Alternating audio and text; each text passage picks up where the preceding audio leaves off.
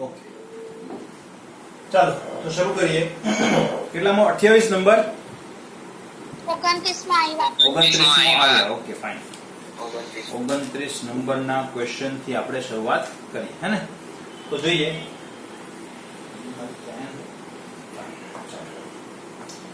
29 number છે. આપેલામાંથી કયો સંબંધ એ વિદ્યુત રાસાયણિક કોષના EMF માટે સાચો છે? તો આની અંદર કોષનો EMF એનોડના ઓક્સિડેશન પોટેન્શિયલ માઇનસ કેથોડનો રિડક્શન પોટેન્શિયલ. એનોડનો ઓક્સિડેશન પોટેન્શિયલ 1 2 3 4. નીચે પાછા ઓપ્શન્સ જે છે ને એમાં પાછું બે આપેલા છે, બરાબર? એટલે કે બે સાચા છે એવી રીતે આપેલા છે. તો મેં કીધું એમ બે સાચા ના થાય, કુલ સાચા કેટલા થાય? 4 સાચા થાય. એટલે એવું નહીં કરતા કે ભાઈ એક જ સાચું હશે કોઈ, બરાબર? બે પણ હોઈ શકે, 3 પણ સાચા હોઈ શકે. એના કુલ 4 સમીકરણો તમે લખી શકો. 4 સમીકરણો કયા? મુખ્ય સમીકરણ ઉપરથી પછી લખવાનું. પહેલા મુખ્ય સમીકરણ આપણું યાદ હોવું જોઈએ, બરાબર? મુખ્ય સમીકરણ આપણું કયું છે? તો કે ભાઈ E cell is equal to, બરાબર, રિડક્શન પોટેન્શિયલ આપણે ખાસ જો કન્સિડર કરીએ, બરાબર, તો reduction potential minus reduction potential, બરાબર, એ શું હોય છે? તો કે કેથોડ માઈનસ એનોડ. ક્લિયર? હવે બીજું આપણું જે સમીકરણ છે એ શું થશે? તો કે E cell એ 0 લખવું જોઈએ મારે is equal to 0 લખો ના લખો કઈ ફરક નથી પડતો, કારણ કે બિન પ્રમાણિત હોય તો બિન પ્રમાણિતમાં પણ કેથોડ માઈનસ એનોડ જ કરવાનું હોય, બરાબર? હવે મને મન થયું એવું કે મારે કેથોડ ઉપર છે ને રિડક્શન ના બદલે ઓક્સિડેશન પોટેન્શિયલ લેવો છે, તો એ શું થઈ જશે? માઈનસ. તો હું લખી દો ઓક્સિડેશન પોટેન્શિયલ ઓફ કેથોડ અને minus reduction potential of anode, બરાબર? આપણું આ બેઝ છે, આના ઉપર ફેરફાર કરવાનો.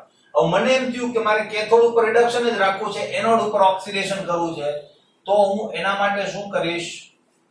ત્યાં માઈનસ કરી દઈશ, બરાબર? રિડક્શન પોટેન્શિયલ ઓફ કેથોડ આ માઈનસ, અને રિડક્શન માંથી ઓક્સિડેશન માં ફેરવીશ તો પાછું માઈનસ આવશે, એટલે માઈનસ માઈનસ શું થઈ જશે? પ્લસ. અને અહીંયા મળશે E0 oxidation potential of anode, બરાબર? ચોથું સૂત્ર જે મારું છે એ છે કે ભાઈ બંને મારે ઓક્સિડેશન પોટેન્શિયલ જ રાખવા છે. અહીંયા પણ ઓક્સિડેશન, અહીંયા પણ ઓક્સિડેશન. તો આ માઈનસ નું શું થઈ જશે? પ્લસ. અને આ પ્લસ નું શું થઈ જશે? માઈનસ. એટલે આ રીતે થશે E0 oxidation potential of cathode plus E0 oxidation potential of anode. મેં કેથોડ આ બાજુ જ રાખેલું છે, એનોડ પેલી બાજુ જ રાખેલું છે, એટલે અહીંયા માઈનસ 12 આવ્યા. બાકી જો હું આ રીતે લખી નાખું તો આ માઈનસ વચ્ચે પણ આવી જાય. ચાલો લખી દો, બરાબર? E0 oxidation potential minus E0 oxidation potential. જો આ રીતે જ મારે લખવું હોય તો મારે એનોડ માઈનસ શું કરવું પડે? કેથોડ, બરાબર? તો અહીંયા 4 સૂત્રો મારી પાસે છે, 1 2 3 and 4. આ તો સેમ જ છે બંને. ઓકે, હવે આની અંદર આપણે જોઈ લઈએ, બરાબર? પેલું છે એનોડ નો ઓક્સિડેશન પોટેન્શિયલ ને કેથોડ નો રિડક્શન પોટેન્શિયલ. એનોડ નો ઓક્સિડેશન પોટેન્શિયલ અને આનો રિડક્શન પોટેન્શિયલ. તો આની વચ્ચે માઈનસ, તો આ પેલું ઓપ્શન કેવું થઈ જશે? ખોટું, બરાબર? બીજું, એનોડ નો ઓક્સિડેશન પોટેન્શિયલ પ્લસ કેથોડ નો રિડક્શન પોટેન્શિયલ. એનોડ નો ઓક્સિડેશન પોટેન્શિયલ ક્યાં છે? અહીંયા અને અહીંયા. સાચું, બરાબર? તો આ કેવું થશે? સાચું. એટલે આપણો બીજો ઓપ્શન કેવો થશે? સાચો. ત્રીજો ઓપ્શન છે એનોડ નો રિડક્શન પોટેન્શિયલ. એનોડ નો રિડક્શન પોટેન્શિયલ આ બે જગ્યાએ છે, બરાબર? એનોડ નો રિડક્શન પોટેન્શિયલ પ્લસ કેથોડ નો રિડક્શન પોટેન્શિયલ. એ તો ખોટો જ છે, કારણ કે આપણું બેઝ સૂત્ર છે, એમાં તો વચ્ચે માઈનસ જ આવે, બરાબર? એટલે ત્રીજું કેવું થશે? ખોટું. ચોથું, એનોડ નો ઓક્સિડેશન પોટેન્શિયલ આવ્યો અને એક અહીંયા પણ છે, અને કેથોડ નો પણ ઓક્સિડેશન પોટેન્શિયલ, તો એ અહીંયા બાદબાકી છે, બરાબર? પણ એનોડ માઈનસ કેથોડ, તો એનોડ માઈનસ કેથોડ, તો આ સૂત્ર તમને આપેલું છે. તો ચોથું પણ કેવું થશે? સાચું. એટલે આ આપણું સાચું ઓપ્શન થશે, અને એ ઓપ્શન છે ઓપ્શન ડી. ઓકે, બરાબર? એટલે આ 4 સૂત્રો જે છે એ તમારે મગજમાં રાખવાના, અને મગજમાં રાખવાનો મતલબ એને ગોખવાની જરૂર નથી, એ એમ જ તમે લખી શકો. આ એક સૂત્ર યાદ હોવું જોઈએ, એટલે આ બીજા 3 જે છે એના ઉપરથી તમે લખી શકો. રફકામ કરવામાં બીવાનું નહીં ભાઈ, 4 માર્ક તમને મળે છે આના, બરાબર? તો એકવાર રફ કામ કરી નાખવાનું, કોઈ ઇશ્યુ થાય નહીં. બરાબર 4 માર્કમાં આપણે દોઢ બબે પેજનું લખાણ લખતા હોય તો એમાં 3 સમીકરણ લખવામાં આપણને આળસ થવી જોઈએ નહીં. ઓછા ક્વેશ્ચન એટેન્ડ થશે કાંઈ વાંધો નહીં, પણ જેટલા એટેન્ડ થાય ને એ સાચા હોવા જોઈએ. બરાબર, તુક્કા માર્યા કરશો ને તો એ તુક્કા વાળા છે ને કદાચ ઇન્ટેલિજન્ટ સ્ટુડન્ટ હોય ને તો પણ એના માઈનસ માર્ક્સ જ એટલા બધા થઈ જાય કે કોલેપ્સ થઈ. બરાબર, પણ ઇન્ટેલિજન્ટલી તમે શું કરો, તમને જે આવડે છે એ જ એટેન્ડ કરો. તમને ભલે એવું લાગતું કે મેં ઓછા એટેન્ડ કર્યા છે, પણ તમારા માર્ક્સ બીજા કરતા વધારે હશે. બરાબર, એની પ્રેક્ટિસ કરવી પડે, એ જલ્દીથી ના આવે. ઓકે, નેક્સ્ટ, આપેલ પૈકી કયો વિકલ્પ અનંત મંદને Al2SO4 થ્રાઇસ ની તુલ્ય વાહકતાનો નિર્દેશ કરે છે? જેમાં જો આમાં કેપિટલ જ લખેલા છે આયનોની તુલ્ય વાહકતા. આપણે આપણી ટેક્સ્ટ બુક મુજબ આપણે સ્મોલ નો ઉપયોગ કરીએ છીએ. બરાબર, હવે એ તો કોન્ટ્રોવર્સી થોડી ઘણી હોય. બરાબર, તો તુલ્ય વાહકતાની વાત કરેલી છે એટલે મેં તમને આની પહેલા પણ કીધેલું હતું જ્યારે આપણે BaCl2 કે BaSO4 સમથિંગ કંઈક હતું, એની અંદર ભૂલ આવી હતી તે BaCl2 હતું ને, તો ત્યાં મેં તમને કીધું હતું તો તુલ્ય વાહકતા માટે યાદ રાખજો, તુલ્ય વાહકતા જો મેળવવી હોય અનંત મંદને તો માત્ર તેમના આયનોની તુલ્ય વાહકતા અનંત મંદને હોય તેનો માત્ર સરવાળો કરવાનો, એને કોઈ ગુણવાની જરૂર નથી. બરાબર, એટલે Al2SO4 ની જો તુલ્ય વાહકતાની વાત કરું અનંત મંદને તો મારું સૂત્ર આવું થશે કે ભાઈ અનંત મંદને એલ્યુમિનિયમની તુલ્ય વાહકતા અને પ્લસ અનંત મંદને તુલ્ય વાહકતા ઓફ SO4. બરાબર, બસ આટલું જ કરવું પડે. બંનેની તુલ્ય વાહકતા તમને આપેલી છે ને સૂત્ર જ પૂછેલું છે તો અહીંયા સૂત્ર તમારું થશે B. બરાબર, મેં સ્મોલ લેમ્ડા લખ્યું છે, અહીંયા કેપિટલ લખ્યું છે, પણ એ તો હવે જેવી રીતે તમને આપ્યું હોય એ રીતે હોય. બરાબર, આપણે આપણા ટેક્સ્ટ બુક મુજબ સ્મોલ લખીએ છીએ, અહીંયા કેપિટલ છે, તો B ઓપ્શન આપણો કેવો થશે? સાચો. ઓકે, 31, પ્રબળ વિદ્યુત વાહકના તુલ્ય વાહકતામાં વધારો મંદન સાથે શેના કારણે થાય છે? પ્રબળ વિદ્યુત વાહક લખેલું છે તમારે, ત્યાં પ્રબળ વિદ્યુત વિભાજ્ય કરી નાખો. પ્રબળ વિદ્યુત વાહક નહીં હોય, પ્રબળ વિદ્યુત વિભાજ્યના તુલ્ય વાહકતા. તુલ્ય વાહકતા એ લોકો નહીં જોઈ. બરાબર, પ્રબળ વિદ્યુત વાહક એટલે તમે ધાતુને ગણી શકો. બરાબર, પણ એમાં તુલ્ય વાહકતા ના હોય. તુલ્ય વાહકતા દ્રાવણની હોય, જ્યાં સાંદ્રતા હોય ત્યાં. એટલે પ્રબળ વિદ્યુત વાહકતાના તુલ્ય વાહકતામાં મંદન સાથે વધારો શેના કારણે થાય છે? બરાબર, આ વસ્તુ મોલર વાહકતા માટે પણ સાચી, તુલ્ય વાહકતા માટે પણ સાચી. તો શું થાય છે? આયનોની આયનીય ગતિ વધવાના કારણે. જો પ્રબળ છે એટલે ધ્યાન રાખજો, નિર્બળ માટેનું વાક્ય જુદું આવશે, પ્રબળ માટેનું વાક્ય પણ જુદું આવે. બી, સામાન્ય મંદનને ઇલેક્ટ્રોલાઇટનું 100% આયનીકરણ થાય છે, તેથી આયનોની સંખ્યા અને આયનોની ગતિ બંનેમાં વધારો થાય છે, તેથી અને આયનોની સંખ્યા વધવાના કારણે. તો આની અંદર શું થાય? જો પ્રબળ વિદ્યુત વિભાજ્યો જે છે એના દ્રાવણો સાંદ્ર હોય કે મંદ હોય એનું 100% આયનીકરણ થયેલું એટલે જેને પ્રબળ કહેવાય. બરાબર, એટલે તમારો જે બી ઓપ્શન છે તો ખોટો થઈ ગયો. બીજી એક વાત, મંદન કરવાથી વાહકતા શા માટે વધે છે? બરાબર, આયનીકરણ તો થયેલું જ છે, તો આયનોની સંખ્યા પણ વધતી નથી. જેટલા આયનો હોય ને એટલા જ આયનો હાજર હોય, કારણ કે 100% આયનીકરણ થઈ ગયેલું છે તો હવે 110% તો થવાનું નથી. બરાબર, એટલે જેટલા આયનો છે એટલા જ આપણને મળશે, એટલે એમાં કઈ ફરક નથી પડવાનો. બીજી એક વાત, બીજી વાત એ છે કે અલ્ટિમેટલી વધારો થવાનું કારણ શું છે? તો કે ભાઈ મંદન કરો ને એટલે આયનો એકબીજા સાથે જે અથડામણ અનુભવતા હોય, બરાબર, એ અથડામણમાં શું થાય? ઘટાડો થાય. કારણ શું થાય? જો ધન આયન અને ઋણ આયન, બરાબર, આના ઉપર ધન વીજભાર છે, આના ઉપર ઋણ વીજભાર છે, તો બંને ઉપર ઓપોઝિટ ચાર્જ છે તો એ બંનેને એટ્રેક્ટ તો કરતા જ હોય. બરાબર, પણ આ એટ્રેક્શન ફોર્સ એ ધ્રુવોના એટ્રેક્શન ફોર્સ કરતા કેવું હશે? બહુ ઓછું હશે. એટલે એ ગતિને અટકાવી નહીં શકે પણ ગતિને અવરોધી શકે. એટલે બહુ સાંદ્ર દ્રાવણ હોય તો ધ્રુવો આ જે આયનો છે એકદમ નજીકથી પસાર કમ્પલસરી થવું પડે, અને મંદ હોય તો એ દૂરથી પસાર થઈ શકે, એટલો રોડ પોળો હોય. બરાબર, એટલે કોઈ કાર હોય એની ગતિ, માનો કે તમે સ્ટેટ હાઈવે ઉપર જતા હોય કે જેની અંદર 2 લેન છે, સામસામેથી 2 ગાડી પસાર થઈ શકે, તો ત્યાં ગાડીની સ્પીડ ઓછી જ હોય, ત્યાં તમે કદાચ 60-80 ની સ્પીડ રાખો તો પણ તમને વધારે સ્પીડ લાગે. જ્યારે તમે હાઈવે ઉપર હોય, બરાબર, ત્યારે તમને 100-120 ની સ્પીડ પણ ઓછી લાગે. બરાબર, તો એ કેમ? તો કારણ કે ત્યાં રોડ પહોળો હોવાના કારણે ગતિ વધી જાય ને પેલામાં નજીકથી પસાર થાય એટલે એક્સિડન્ટની બીકના કારણે આપણે વધારે ચલાવતા નથી. એમ અહીંયા આઈ નો જે છે નજીકથી પસાર થાય તો શું થાય, આની વચ્ચે એટ્રેક્શન થાય ને એ એટ્રેક્શન એના ગતિની અંદર અવરોધ ઉત્પન્ન કરે, એટલે થોડીક વાર પૂરતા આકર્ષે ને પછી પાછા ગતિની શરૂઆત કરશે. હવે એ ગતિની શરૂઆત એમને તો નહીં કરે, કારણ કે પાછળ બીજો આયન આવતો જશે, બરાબર. તો સતત શું થશે, એની ગતિ અવરોધાયા કરશે અને એ અવરોધના કારણે એની ગતિ ધીમી હશે. એટલે મંદન કરવાના કારણે આયનોની ગતિ વધે છે, કારણ કે એની વચ્ચે અંતર વધી જાય છે અને આવા આકર્ષણ બળો તેમજ અથડામણો, બરાબર, એ અથડામણોની સંખ્યા ઘટી જતી હોય છે. એટલે આયનોની ગતિ વધે છે, એટલા માટે વાહકતાની અંદર તમને વધારો જોવા મળે.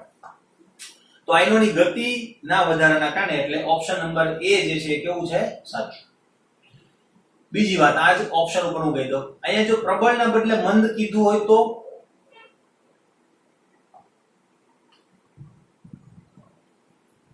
પ્રબળના બદલે મંદ કીધું હોય તો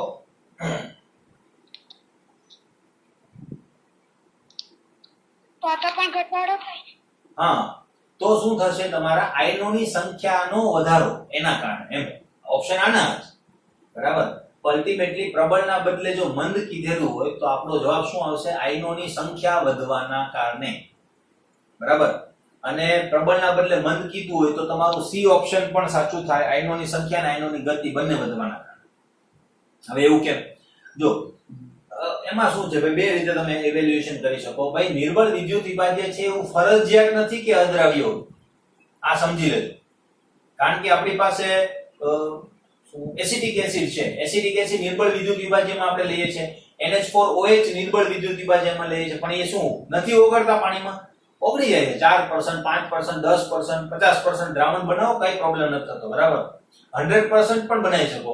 એસિટિક એસિડ વધારે લો, એમાં પાણી નાખો તો પણ એ ઓગળી જશે, બરાબર. એટલે એમાં કઈ વાંધો નથી આવતો. એટલે અલ્ટિમેટલી વાત મારે શું કહેવાની છે કે ત્યાં આયનોના અપાકર્ષણનો પ્રોબ્લેમ નથી હોતો, સોરી આકર્ષણનો.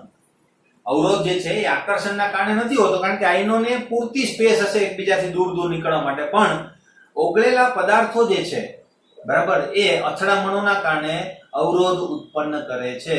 પ્લસ આ જે માનો કે ચાર્જ પાર્ટિકલ છે એ કોઈ ન્યુટ્રલ પાર્ટિકલની નજીકથી પસાર થાય તો પણ ત્યાં વાન ડેર વાલ્સ ફોર્સ જનરેટ તો થતા જ હોય, એટલે એ પાર્ટિકલ વચ્ચે પણ આકર્ષણો તો હોય જ છે. એટલે ત્યાં આવા દ્રાવ્ય વિદ્યુત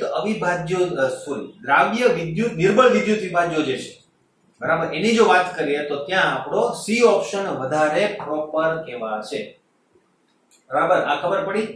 પણ જો અલ્પદ્રાવ્ય ક્ષારની વાત કરીએ તો અલ્પદ્રાવ્ય ક્ષારને પાછા આપણે નિર્બળ વિદ્યુત વિભાજ્યો કહેતા નથી, હે ને. એ પ્રબળ વિદ્યુત વિભાજ્ય તરીકે કાર્ય કરે છે. એટલા માટે જો અલ્પદ્રાવ્ય ક્ષાર હોય તો માત્ર છેલ્લો ઓપ્શન, બરાબર. કારણ કે એનું દ્રાવણ જ બનશે એકદમ ઓછું, અને દ્રાવણ એકદમ ઓછી સાંદ્રતાનું બનશે તો ત્યાં એની જે ગતિ છે તો પૂરતી ગતિથી જ થતી હશે પહેલેથી જ, બરાબર. પણ મંદન વધારવાના કારણે માત્ર આયનોની સંખ્યા વધશે અને એ સંખ્યાના કારણે શું થતું હોય તમારું, એટલે પ્રોપર આન્સર તમારે સિલેક્ટ કરવો પડે. નિર્બળ વિદ્યુત વિભાજ્ય આપેલો હોય ને ત્યારે, એટલે નિર્બળ વિદ્યુત વિભાજ્યને ખાસ અદ્રાવ્ય ગણવાનું નથી. ઘણા લોકોના મનમાં છે ને એ વસ્તુ ફસાઈ ગયેલી હોય કે નિર્બળ વિદ્યુત વિભાજ્ય એટલે અદ્રાવ્ય. દ્રાવ્ય હોય છે પણ એનું વિયોજન ઓછું થાય છે, યાદ રાખજો, બરાબર. અને અદ્રાવ્ય હોય ને આપણે અલ્પદ્રાવ્ય તરીકે કન્સિડર કરીએ છીએ, જેમ કે BaSO4 વગેરે વગેરે, હે ને. પણ એ હશે પ્રબળ વિદ્યુત વિભાજ્ય. BaSO4 અલ્પદ્રાવ્ય છે પણ પ્રબળ વિદ્યુત વિભાજ્ય તરીકે એને કન્સિડર કરવાનો છે. ઓકે, તો આની ઘણી બધી ચર્ચા કરી આપણે, બરાબર. એ બરાબર મગજમાં રાખજો. નેક્સ્ટ 32 નંબર, કોપર ધાતુની સાથે સિલ્વર આયનોના રિડક્શન માટે પ્રમાણિત કોષ પોટેન્શિયલ 25 ડિગ્રી સેલ્સિયસ તાપમાને 0.46 વોલ્ટ છે, તો પ્રમાણિત ગિબ્સ મુક્ત ઉર્જા શોધો, બરાબર. જો કેટલો સરળ ક્વેશ્ચન છે, બરાબર. ક્યારે પૂછાયો છે, 2010 માં, બરાબર, આજથી 10 વર્ષ પહેલા, બરાબર. કેટલો સરળ ક્વેશ્ચન છે. સરળ કેમ છે, તમારે ખાલી લખવાનું છે કે ભાઈ કોપર ધાતુની સિલ્વર આયનો સાથેની રિડક્શન પ્રક્રિયા. તો કોપરની સિલ્વર સાથેની પ્રક્રિયા કેવી હોય, કોપર, ભાઈ જો જ્યારે તમને કોઈ આઈડેન્ટિફિકેશન ના આપેલું હોય, બરાબર, ત્યારે મોસ્ટ કોમન વસ્તુ લેવાની હોય, બરાબર. દાખલા તરીકે તમને દ્રાવણની સાંદ્રતા આપી હોય પણ તમારે ફરજિયાત દ્રાવણના કદની જરૂર પડે તો તમે શું લેશો, 1 લિટર, બરાબર, ત્યાં પછી 250 ml એવું ન લેવાય, અથવા તો 111 ml એવું ના લેવાય. ખબર પડે છે? ત્યાં તમારે એ જે જનરલ ટર્મ છે એ યુઝ કરવી પડે. એમ કોપરની પ્રક્રિયા કીધી, પણ ત્યાં કે ક્યુપ્રસ આયન એવું કઈ લખેલું છે નહીં. કોપરનો વીજભાર દર્શાવેલો છે, કોઈ સબસ્ટન્સ આપેલો છે નહીં. તો તમારે એની જનરલ ઓક્સિડેશન અવસ્થા કે જે સૌથી વધારે તમને જોવા મળે એ લેવાની હોય, અને જનરલ ઓક્સિડેશન અવસ્થા આપણને જોવા મળે છે +2. બરાબર, પ્લસ ચાંદી સાથેની પ્રક્રિયા. બરાબર, અહીં મેં ઊંધી પ્રક્રિયા લખી નાખી. બરાબર, અહીંયા પ્લસ આવશે અને અહીંયા +2 આવશે. બરાબર, કોપરની Ag+ સાથે પ્રક્રિયા થાય. આપણને ખબર છે 0.80 0.34 આ એનોડ બનશે, આ કેથોડ બનશે, એટલે આ ઓક્સિડેશન પામશે અને આનું રિડક્શન કરશે. Cu જે છે એની મોસ્ટ કોમન ઓક્સિડેશન અવસ્થામાં આવશે અને Ag ધાતુ બની જશે. 2 ઇલેક્ટ્રોન ગુમાવે છે તો અહીંયા 2 ઇલેક્ટ્રોન મેળવવા જોઈએ. તો આ થઈ ગયું. બરાબર, તમે સિંગલ રિએક્શન પર લખી શકો. Cu gives Cu+2 electron, Ag+ 1 electron મેળવશે અને Ag બનાવશે. બરાબર, ને પછી એનું એડજસ્ટમેન્ટ કરો. તો અહીંયા ગિબ્સ મુક્ત ઉર્જા માટે આપણે શું જોઈએ? Delta G0 = -NFE0 cell. બરાબર, તો અહીંયા n શું મળશે અમને? 2. બરાબર, બસ આની અંદર કિંમતો મૂકો અને વાત થઈ ગઈ પૂરી. 2 ગુણ્યા 96500 ગુણ્યા તમને પોટેન્શિયલ કેટલો આપેલો છે? કેટલો છે? Thank you. 0.46. 0.46. આ કરશો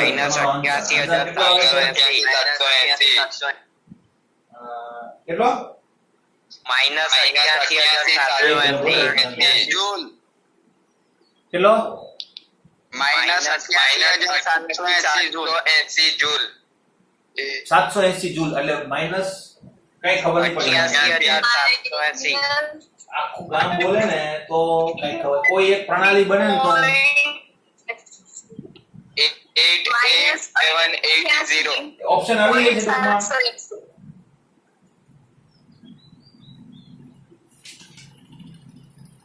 એ ઓપ્શન આપેલો છે ને 89 કિલો જૂલ. એટલે તમારો જવાબ જે છે 89000 માં આવવો જોઈએ. આવે છે -88780 આવતો છે. આ એટલે 780 એટલે 87 નું તમે 88 કરી શકો ને. 780 છે એટલે 88.5 બરાબર, સોરી 88.7 ની આસપાસ આવશે. એટલે 7 નો ઓમિટ કરો એટલે 89 તમે કરી શકો. એટલે ઓલમોસ્ટ આના આસપાસ જવાબ આવવો જોઈએ. આ જવાબ આવશે જૂલમાં.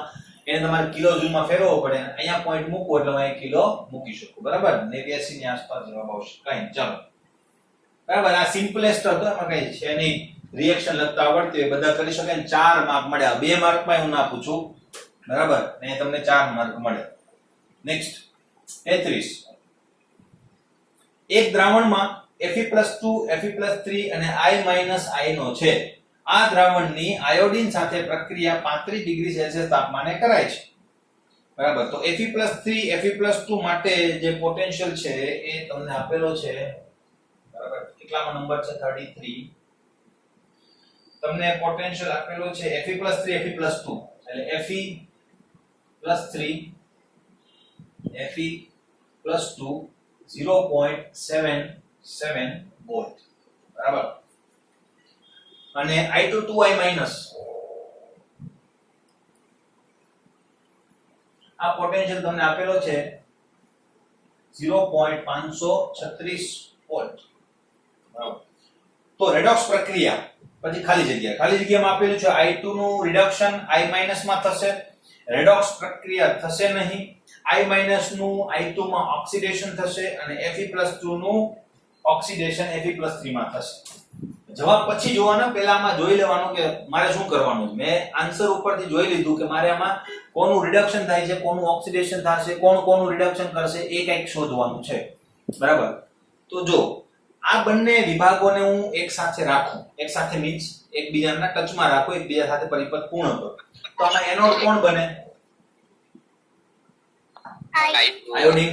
બરાબર, આયોડિન એનોડ બનશે એટલે અહીંયા શક્યતાઓ શું થઈ જશે? આ કેથોડ બનશે. બરાબર, એટલે અહીં શક્યતા શું થાય તો કે I- માંથી I2 બને. એટલે I- માંથી I2 માં ઓક્સિડેશન. બરાબર. બીજી શક્યતા શું બને? Fe+3 માંથી લખી Fe માં reduction. Fe+2 માં Reduction. રિડક્શન. બરાબર.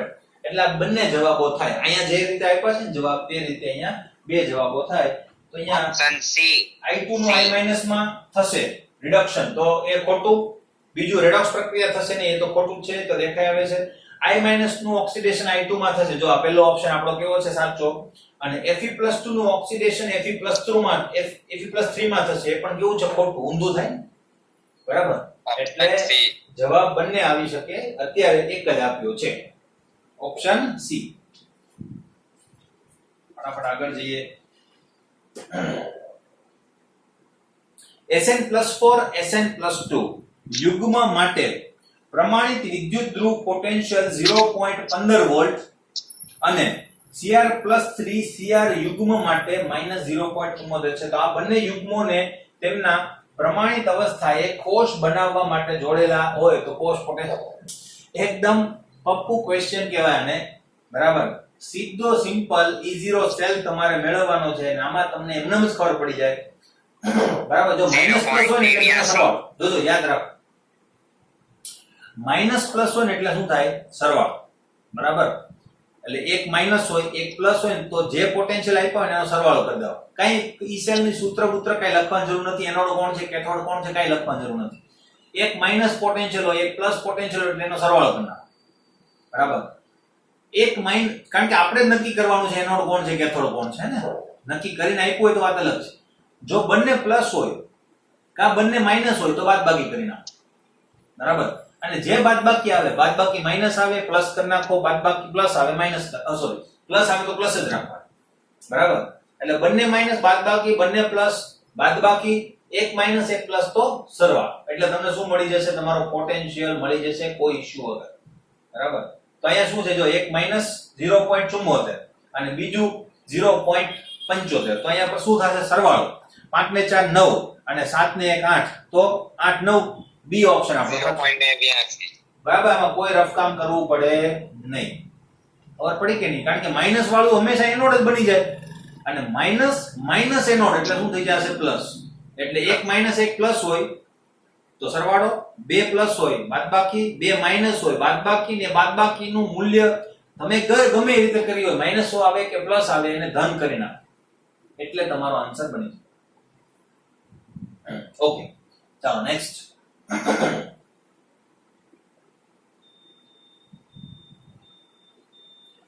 35 નંબર.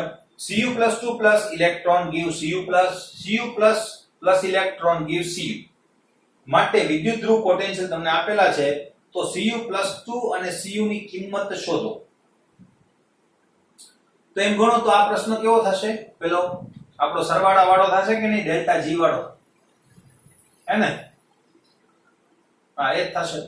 બરાબર. એટલે ડેલ્ટા G વાળો પ્રશ્ન પાછો આવ્યો. બરાબર. તો એ તમે હોમવર્કમાં કરી લેશો. હવે કેટલા બધા મેં કર્યા છે હે ને? તો આની રિએક્શન લખવાની, છેલ્લી રિએક્શન પણ લખવાની અને પછી ડેલ્ટા G ની મદદથી શું કરી લેવાનો? એનો સરવાળો કરી લેવાનો એટલે થઈ જશે. બરાબર. ઓકે, આવડશે? કરી લેશો ને? સારું.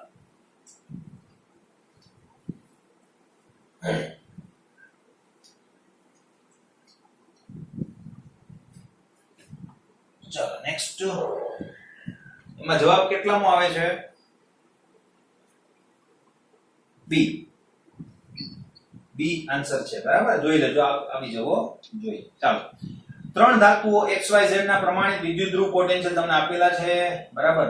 હવે જો 2011 પછી અત્યાર સુધી આ પ્રકારનો ક્વેશ્ચન તમે જોયો જ નતો. 2011 પછી તમે આગળ વધશો ને એટલે તમને એવા પ્રશ્નો જોવા મળશે. બરાબર. રિડક્શન પોટેન્શિયલ વાળા. બરાબર. અને રિડક્શન કરતા કે ઓક્સિડેશન કરતા તરીકેની વર્તણૂક તમને પૂછેલું. તો આ ક્વેશ્ચન અત્યાર સુધી નતો, હવે આવ્યો. તો x, y અને z એના પોટેન્શિયલના મૂલ્યો તમને આપેલા છે. -1.2, 0.5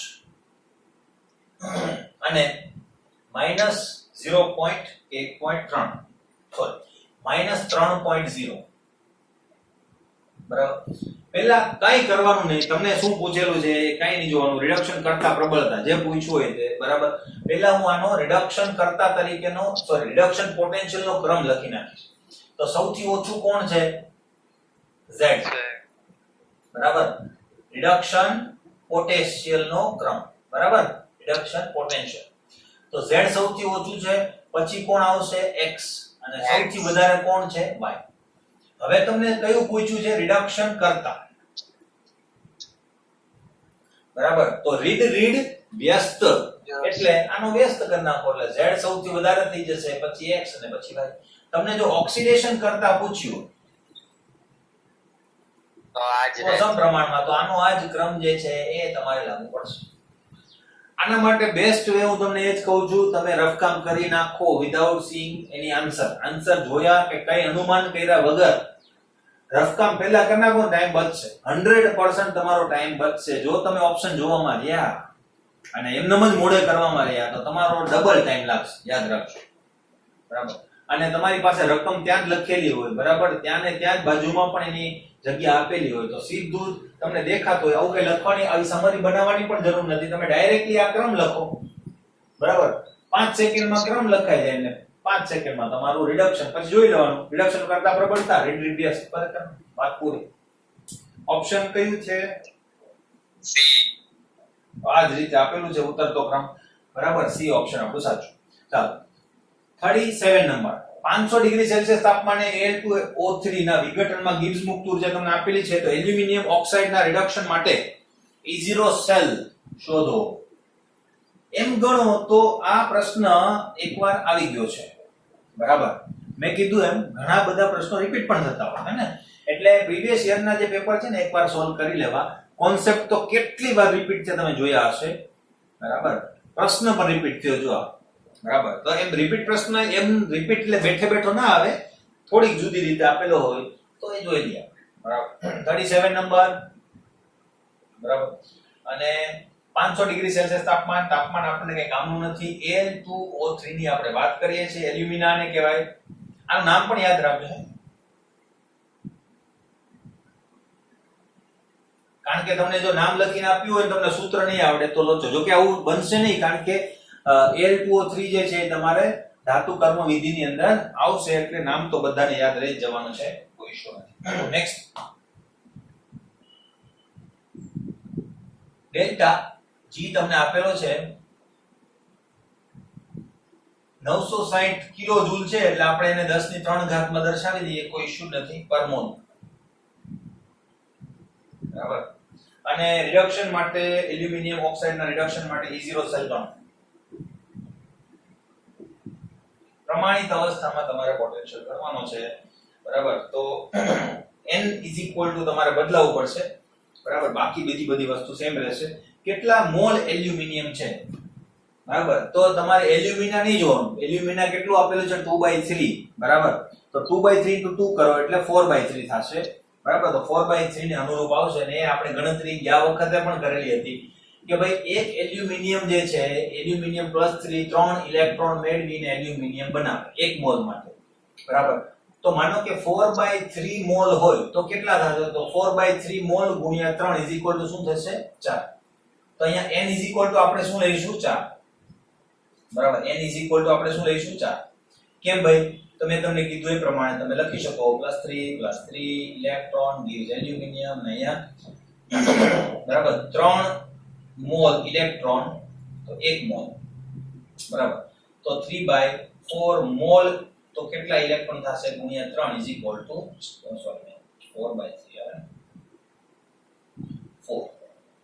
બરાબર. ને આ શું થઈ જશે? m. તો n બરાબર 4 મળી ગયા આપણને, બરાબર.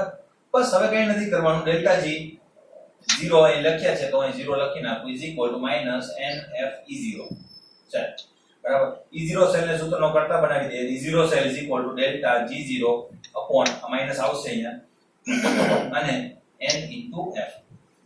તો માઈનસ અહીંયા મૂકું છું. ડેલ્ટા G નું મૂલ્ય પણ માઈનસ આપેલું છે કે ના, પ્લસ આપેલું છે?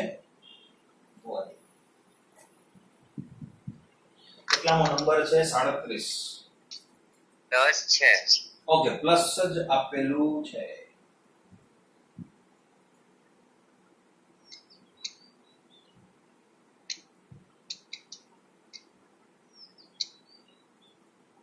કઈ વાંધો નહીં ચાલો. બરાબર પ્લસ આપેલું છે પછી વાત કરું એની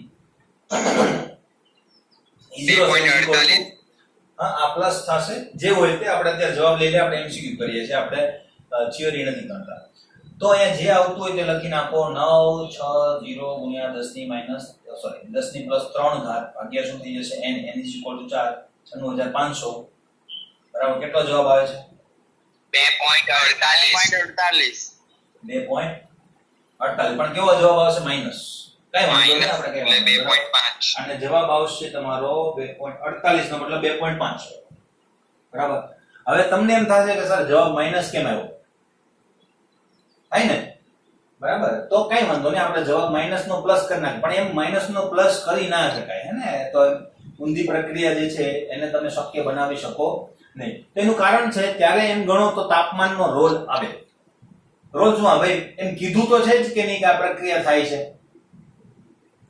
પ્રક્રિયા માટેનો પ્રમાણિત ફેરફાર કેવો છે પ્રમાણિત ફેરફાર કેટલો છે 960 કિલોજૂલ બરાબર એટલે આ પ્રક્રિયા નોર્મલી શક્ય નથી પ્રમાણિતનો મતલબ પ્રમાણિત ટેમ્પરેચર 298 કેલ્વિન નોર્મલ ટેમ્પરેચર ઉપર શક્ય નથી આપમેળે નહીં ખબર પડી એટલા માટે તાપમાન કેવું રાખેલું છે 500 ડિગ્રી સેલ્સિયસ 500 ડિગ્રી સેલ્સિયસ કે કેલ્વિન 500 ડિગ્રી સેલ્સિયસ બરાબર એટલે આટલા બધા ઊંચા તાપમાને એ પ્રક્રિયા થશે ખબર પડી કારણ કે કીધું છે પ્રક્રિયા થાય છે ઇટ મીન્સ એનો ડેલ્ટા જી હવે કેવો બનાવી દીધો છે આપણે માઈનસ બનાવી દીધો છે હે ને એટલે એને માઈનસ આપણે કલ્પના કરી લેવાની એટલે અહીંયા માઈનસ નું પ્લસ તમે મૂકી શકો આપણે તો એમસીક્યુ નો જ આન્સર આપવાનો છે બરાબર એટલે કોઈ ઇશ્યુ નથી ડાયરેક્ટલી તમને આન્સર મળે એને પ્લસ કરી દેવાનો કારણ કે પ્રક્રિયા હવે ફોરવર્ડ ડાયરેક્શનમાં લઈએ છે ઓકે તો આ રીતે આપણે એને કન્ક્લુડ કરી શકીએ ચાલો નેક્સ્ટ અનંત મંદને બરાબર ઘણી જગ્યાએ આપણે આ રીતે લોજિક પણ લગાવવા પડે તો એ લગાવી દેવાનું અનંત મંદને તમને 3 પ્રબળ વિદ્યુત વિભાજ્યોની મોલર વાહકતા આપેલી છે બરાબર અને તમને CH3COOH ની સીમિત મોલર વાહકતા મેળવવાની કીધેલી છે કયો નિયમ થશે કોલ-રોશ બરાબર કોલ-રોશ નો નિયમ આપણે અહીં એપ્લાય કરીશું તો જોઈએ 38 નંબર બરાબર તમને 3 મોલર વાહકતા સીમિત આપેલી છે CH3COOH હવે તમારે જોવું પડે કે કયા ક્ષારો માટે આપેલું છે એ પ્રમાણે તમારું સૂત્ર ડેવલપ કરવાનું બરાબર બાકી સૂત્રો તો દુનિયાભરના બનાવી શકો સોડિયમ લેવો કે ફરજિયાત નથી તમે પોટેશિયમ પણ લઈ શકો ક્લોરીન લેવો ફરજિયાત નથી બ્રોમિન પણ લઈ શકો પણ તમને બ્રોમિન નથી આપેલું તો પછી એની વાહકતા ક્યાંથી કાઢશો તમે બરાબર એટલે આપણે જોઈ લઈએ અહીંયા જો સોડિયમ ક્લોરાઇડ આપેલું છે HCl આપેલું છે અને CH3COOH આપેલું છે એનો મતલબ મારે અહીંયા જો લેવાનું શું છે ધનાયન તરીકે મને આપેલો છે સોડિયમ ઋણાયન તરીકે મને આપેલો છે ક્લોરીન બરાબર હા તો બસ તો હું એને એડજસ્ટ કરી નાખીશ તો એડજસ્ટ કેવી રીતે કરાય એની શોર્ટકટ અથવા તો તમને ના ખબર પડતી હોય તો એની રીત શું છે CH3COOH અને પ્લસ એટલે હું કહી દઉં તમને કારણ કે છે ને એક વર્ષ થશે એટલે બધું ભૂલાઈ જશે બરાબર જો આ રીતે આયનીકરણ થાય બરાબર મારી પાસે હથિયારો મને આપેલા છે NaCl આ પ્લસ અને આ માઈનસ બરાબર તો આમાં બંનેને એક એક આપો આને હું શું આપીશ માઈનસ તો નહીં આપું આને હું પ્લસ આપીશ તો આને હું સોડિયમ આપી દઈશ અને આને હું ક્લોરીન આપી દઈશ બસ આ બની ગયું બરાબર તો હવે આનું સૂત્ર જે છે બસ આના ઉપરથી લખી નાખવાનું સીમિત મોલર વાહકતા બરાબર એમ લખો તો લખી શકાય મોલર વાહકતા તો હું લખતો નથી CH3COOH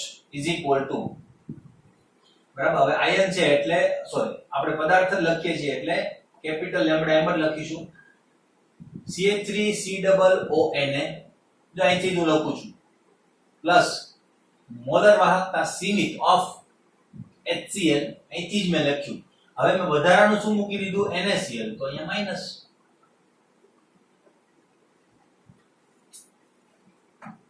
ઓકે બસ વાત થઈ ગઈ પૂરી બરાબર હવે જો મને એક વસ્તુ કહી દો આ હું હોમવર્કમાં હમણાં અત્યારે જ આપું હે ને તમને માનો કે મારે NH4OH ની સીમિત મોલર વાહકતા મેળવવી છે મારી પાસે હથિયાર NaCl જ છે તો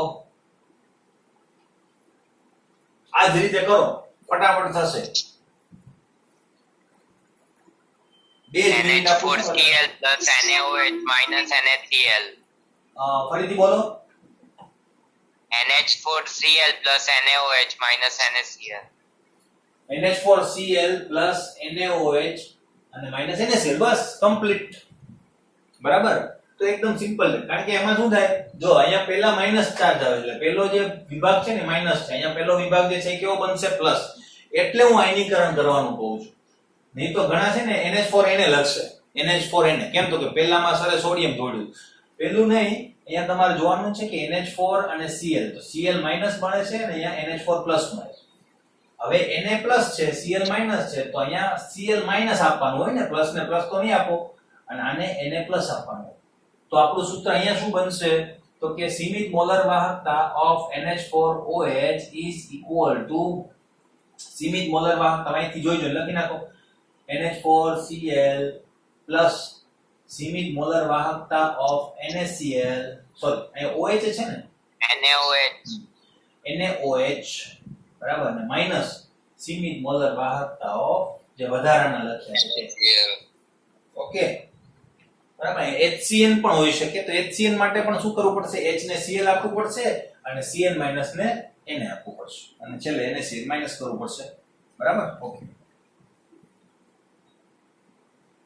હા, તો એ તો આપણે મેઈન વસ્તુ તો ભૂલી જ ગયા. બરાબર, સાઈડમાં ચડી ગયા. તમને અહીંયા આપેલા છે મૂલ્યો, તો એ મૂલ્યમાં તમારે શું કરવાનું છે, મૂલ્યો મૂકીને કરવાનું છે અલ્ટિમેટલી 91 CH3COONA એનો પોટેન્શિયલ તમને આપેલો છે 91 પ્લસ પછી આવે છે HCl નો પોટેન્શિયલ તમને આપેલો છે 425.9 અને પ્લસ સોરી માઈનસ કરવું પડશે 126.4 126.4. આ કરશો એટલે 390.5 ફાઇનલ કેટલો 390? હા 0.5 બરાબર. તો ડી ઓપ્શન મળે છે તમને, જોઈ લેજો.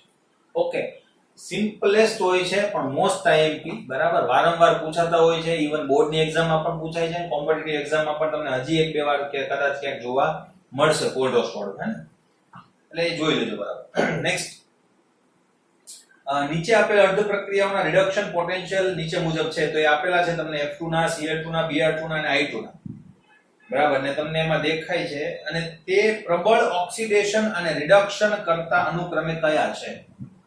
તેમાં પ્રબળ ઓક્સિડેશન અને રિડક્શન કરતા કોણ છે. બરાબર, તો જોઈ લઈએ. જો હું આ લખતો નથી, કારણ કે લખીશ તો બહુ વધારે ટાઈમ જશે.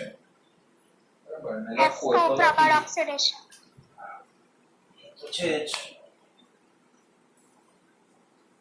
હવે જો આમાં છે ને બધી પ્રક્રિયાઓ તમને આપી છે રિડક્શન, હે ને, એટલે બધા પોટેન્શિયલ રિડક્શન છે. એટલે આમાં ઓક્સિડેશન કરતા જે છે અને રિડક્શન કરતા જે છે એ વ્યસ્ત કેમ થાય છે એ પણ ખબર પડી જશે, કારણ કે રિડક્શન કરતા જે છે એ નિપજમાં હોય અને ઓક્સિડેશન કરતા જે છે અહીંયા, બરાબર, રિડક્શનની પ્રક્રિયા હોય છે.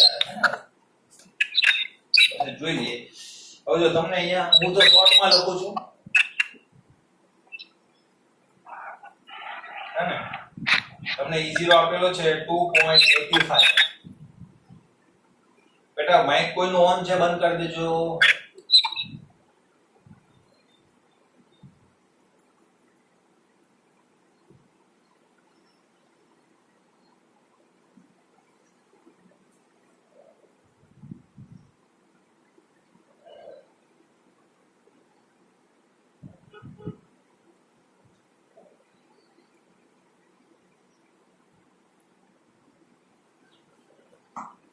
હવે જો બધા રિડક્શન પોટેન્શિયલ છે, બરાબર, ને તમને પહેલા ઓક્સિડેશન પ્રબળ અને પછી પ્રબળ રિડક્શન કરતા, બરાબર.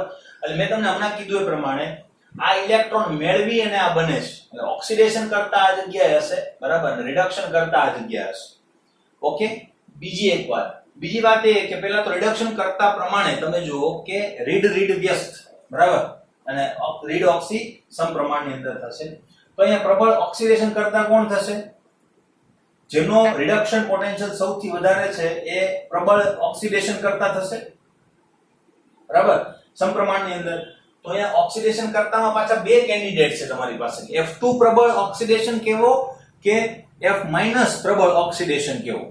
આ યાદ રાખજો, બરાબર. તમને અહીંયા કન્ફ્યુઝન થશે એટલે મેં આ લખેલું છે.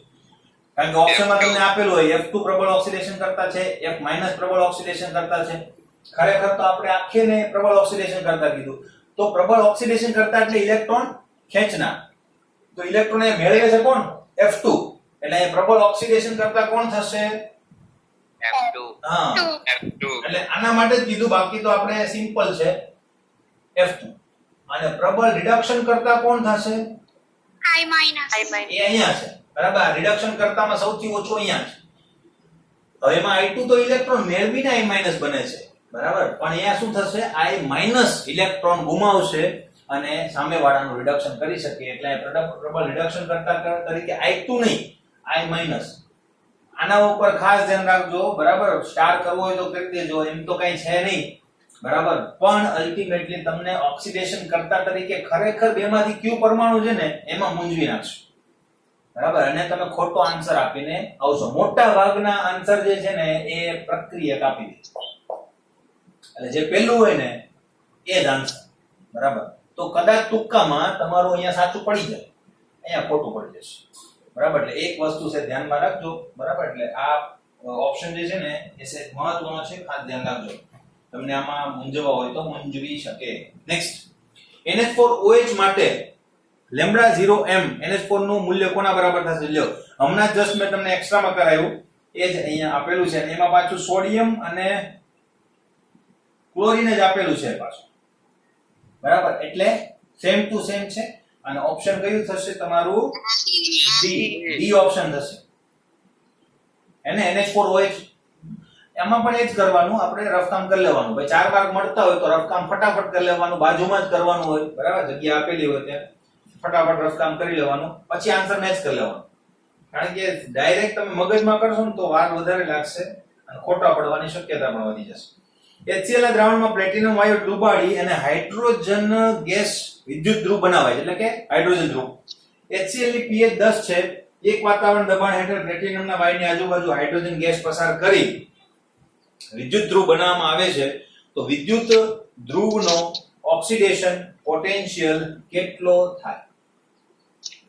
વિદ્યુત ધ્રુવનો ઓક્સિડેશન પોટેન્શિયલ હે ને, પાછું એ જોજો, બધી વસ્તુ ઉપર ધ્યાન આપણું હોવું જોઈએ. એટલે એ ઓક્સિડેશન પોટેન્શિયલ માંગ્યો છે તો શું કરીશું? એમ તો કઈ છે નહીં આની અંદર. હવે જો એક વાત બીજી યાદ રાખજો, pH કેટલી આપેલી છે? 10 ને. હા, pH આપણને આપેલી છે 10. એનો મતલબ બિન પ્રમાણિત કોષ છે, કોઈ વાંધો નથી. હવે નન્સના સમીકરણમાં હવે ગોખવાનું બંધ, બરાબર. હવે ડાયરેક્ટલી આપણને મગજમાં હોવું જોઈએ, બરાબર, કે ભાઈ ઓક્સિડેશન નું સૂત્ર શું હતું? અંશમાં હતું, છેદમાં હતું? કઈ નહીં. તમને શું કીધું છે? ઓક્સિડેશન. તો અહીંયા ઓક્સિડેશન લખી નાખો, બરાબર. ઓક્સિડેશન કોને કહેવાશે?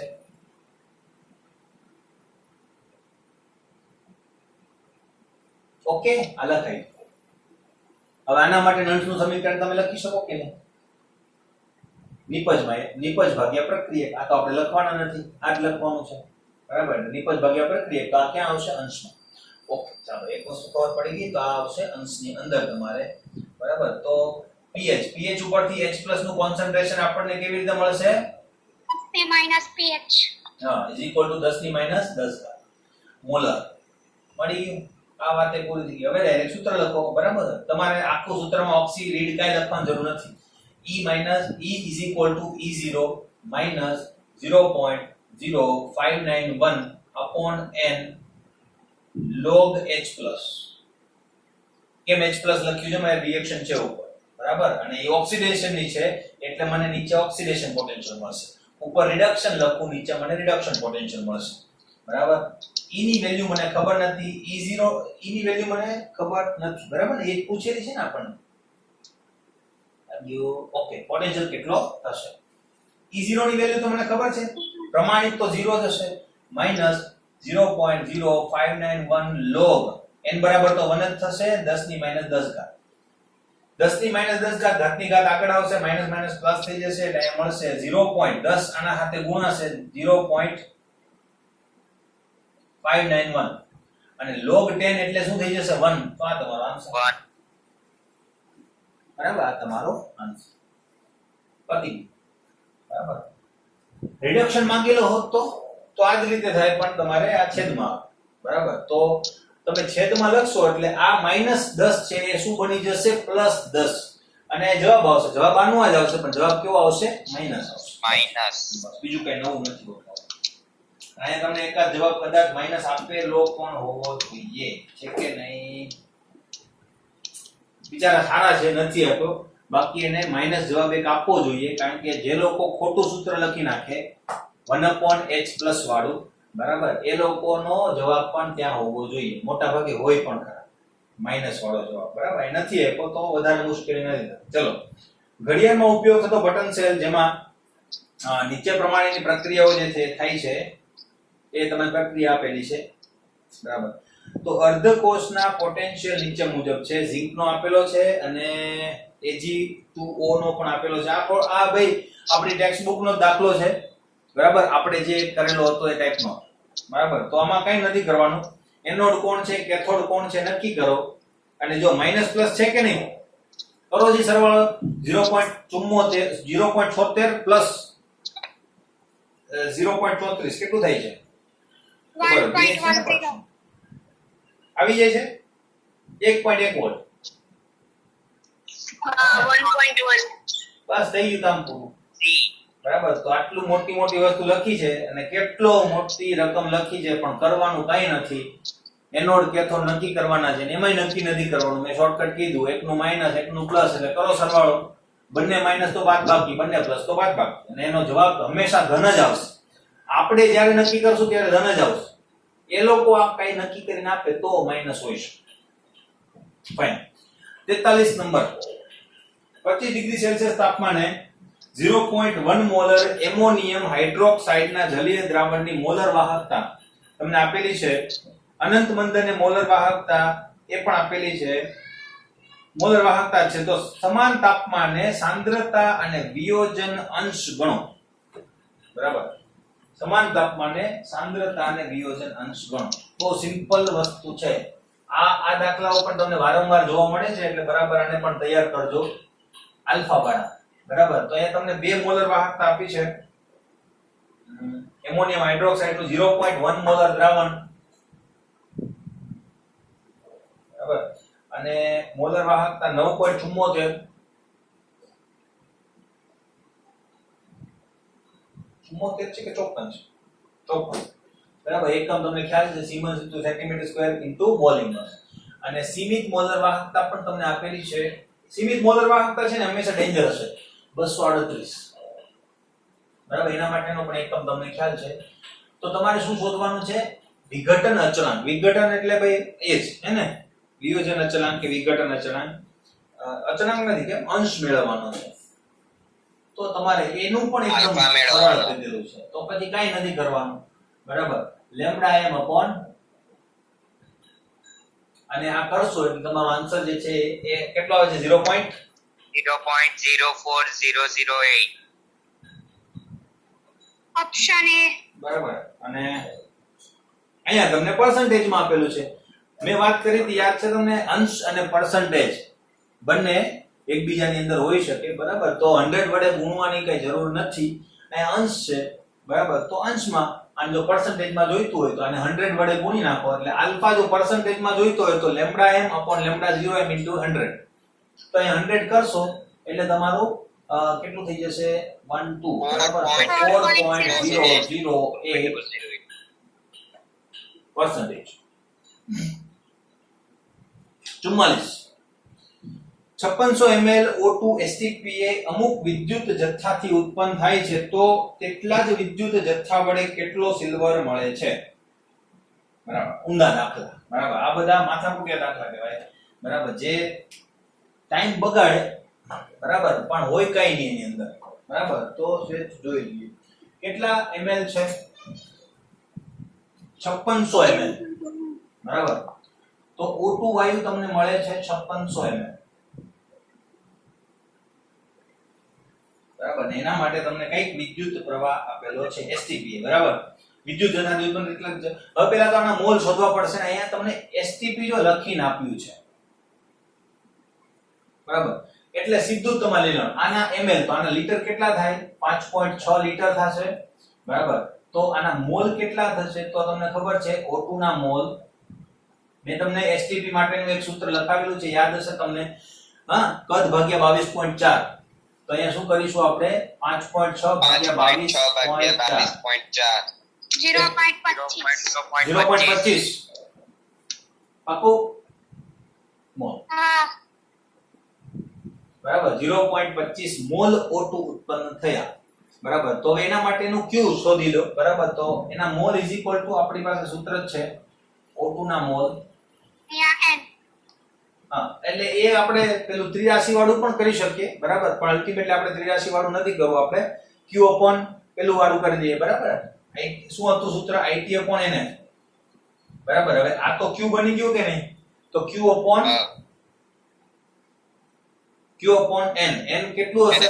જો માનો કે O2 નું સૂત્ર આપણે ડેન્જરસ લખાવેલું હતું પાણી વાળું, પણ જ્યારે એ પૂછ્યું હોય ત્યારે આપણને નથી પૂછ્યું તો આપણે સિમ્પલ રિએક્શન લખી શકીએ. O-2 બરાબર gives શું થશે? O2 plus 4 electron. બરાબર, હવે અહીંયા O2 કરવું હોય તો એના 2 કરવા પડશે. બરાબર, અને O2 નો સહગુણક 1 હોવો જોઈએ આ સૂત્રનો ઉપયોગ કરવો હોય તો.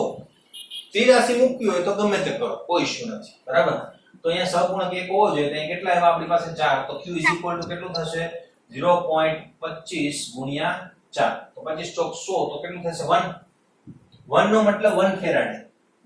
બરાબર, અને અહીંયા તમારી પાસે પૂછેલું શું છે તો કે સિલ્વર કેટલો મળશે? Silver.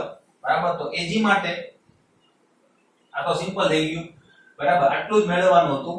Plus electron gives silver. તો 1 ફેરાડે તો 1 મોલ, અને 1 મોલ નું વજન આપણને યાદ જ હોવું જોઈએ 108 ગ્રામ. તો આ જ આપણો આન્સર થઈ ગયો, કારણ કે આપણી પાસે 1 ફેરાડે જ છે. ઓકે, એટલે કાઈ MIT વાળું સૂત્ર લખવાની જરૂર નથી, ડાયરેક્ટ આન્સર તમને મળી જાય. ઓકે, બરાબર, તો આ ખ્યાલ આવી ગયો હશે ને. ઓક્સિજન માટે ખાસ યાદ રાખજો, આ સૂત્રનો ઉપયોગ કરવાનો, સાદું છે. બરાબર, તમને આન્સર મળી જશે.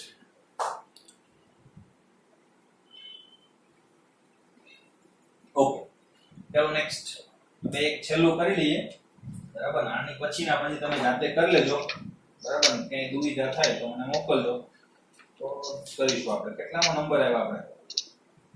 45 નંબર. આ પેજ પૂરું. 0.1 મોલ MnO4- નું સંપૂર્ણ ઓક્સિડેશન MnO4- માં કરવામાં કેટલો વિદ્યુત જથ્થો જોઈએ? બરાબર, તો MnO4-2 બરાબર, એને કહેવાય મેંગેનેટ આયન, અને એનું આપણે કન્વર્ઝન કરવાનું છે પર મેંગેનેટ આયન ની અંદર. MnO4-2 નું કન્વર્ઝન કરવાનું છે MnO4-1 માં. ભાઈ, તો અહીંયા +7 ઓક્સિડેશન અવસ્થા છે, અહીંયા +6 છે, તો કેટલા ઇલેક્ટ્રોનનો વિનિમય થયો? 1 ઇલેક્ટ્રોનનો વિનિમય થયો, 1 ઇલેક્ટ્રોન દૂર થયો. બરાબર, બસ આપણે તો 1 ઇલેક્ટ્રોન દૂર થયો એટલું જ જોવાનું છે. તો 1 મોલ માંથી કેટલા ઇલેક્ટ્રોન દૂર થશે? 1 મોલ ઇલેક્ટ્રોન દૂર થશે, પણ સોરી 0.1 મોલ છે. બરાબર, તો 0.1 મોલ માટે કેટલા ઇલેક્ટ્રોન જોઈએ એ લખું.